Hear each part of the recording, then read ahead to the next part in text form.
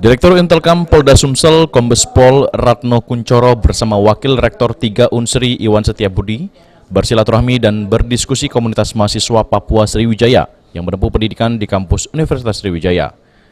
Diskusi ringan membahas mengenai aktivitas kegiatan belajar mengajar mahasiswa dan kehidupan di mes kampusnya. Di Sumatera Selatan sendiri ada sekitar 100 mahasiswa dan mahasiswi asal Papua dan Papua Barat, baik kuliah di Palembang maupun Indralaya. Di kampus Unsri Indralaya, sekitar 30 orang yang tinggal di mes Papua. Dalam kesempatan ini juga Ratno meninjau rumah adat Papua Honai yang dibangun di kawasan mes ini. Honai ini hanya ada 2 di kampus, yaitu di Sumatera Utara dan Sumatera Selatan. Honai ini dibuat sebagai tempat bagi mahasiswa Papua melakukan berbagai aktivitas seperti rapat, diskusi, dan kegiatan lainnya.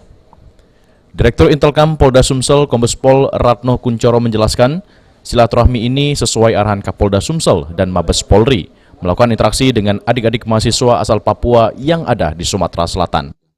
Terima kasih pada hari ini dari Kepolisian Daerah Sumatera Selatan, saya Direktur Intelkam Polda Sumatera Selatan, sesuai dengan arahan dari Bapak Kapolda dan Mabes Polri, kita melakukan interaksi positif dengan adik-adik mahasiswa Papua yang ada di wilayah Sumatera Selatan.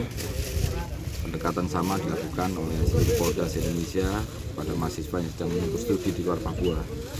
Mereka adalah aset bangsa yang perlu kita kawal, kita motivasi untuk tetap bersemangat dalam melakukan tugas studinya. Dan mereka kita harapkan tadi saya sampaikan supaya tidak terpengaruh dengan isu-isu yang berkembang terkait dengan masalah Papua. Fokus saja belajar. Kemudian serahkanlah penanganan permasalahan apapun kepada pemerintah.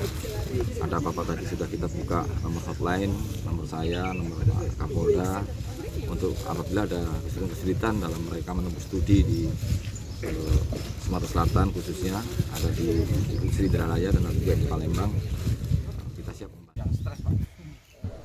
Aprianto, PAL TV.